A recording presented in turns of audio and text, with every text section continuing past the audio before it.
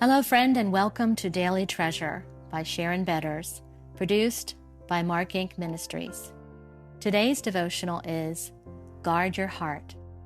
And today's treasure, above all else, guard your heart, for it is the wellspring of life. Proverbs 4:23. A heart at peace gives life to the body, but envy rots the bones. Proverbs 14:30. The heart of the righteous weighs its answers, but the mouth of the wicked gushes evil. Proverbs 15:28. The woman's face twisted in agony, and her sobbing moans made her words hard to understand.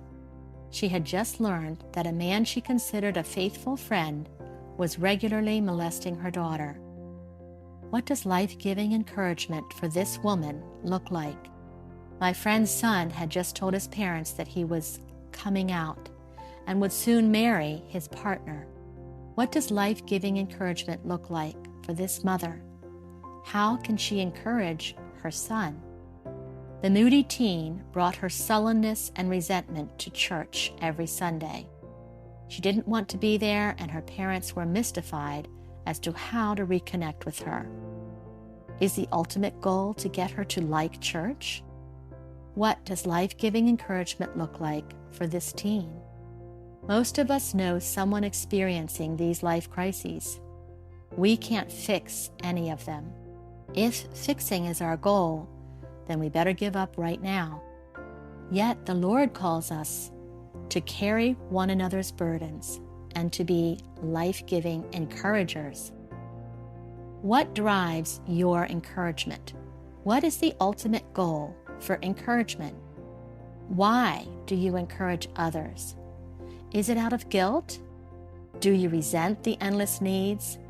Are you struggling to extend mercy because you don't understand why your friend is stuck in depression or grief?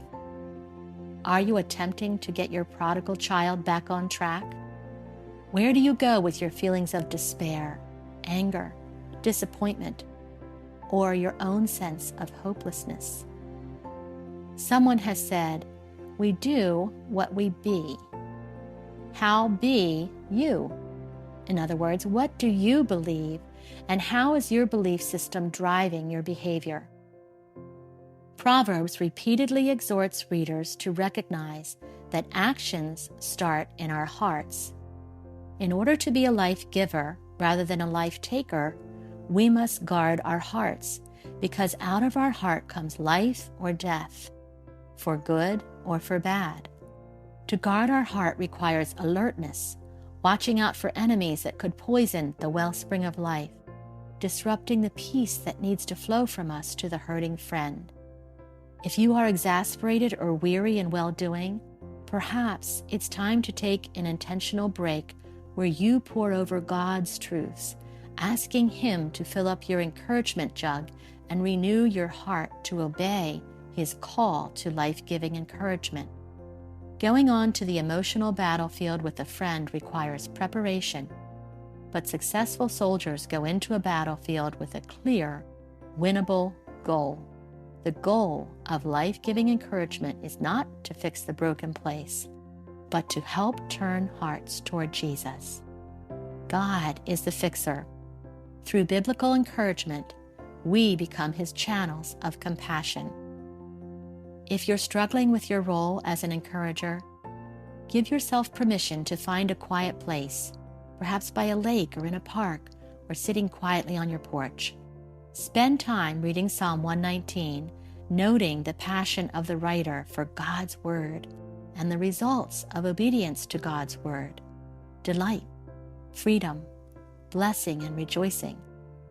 Ask yourself if you have been going into this life battlefield without God's strategy in mind, ill-equipped because you have not spent time in prayer and listening for God's voice through His Word. Note the things that frustrate you most about your friend and ask the Lord to give you a different view of his or her response to life's circumstances. Ask Him to remind you of the grace He extends to you every day.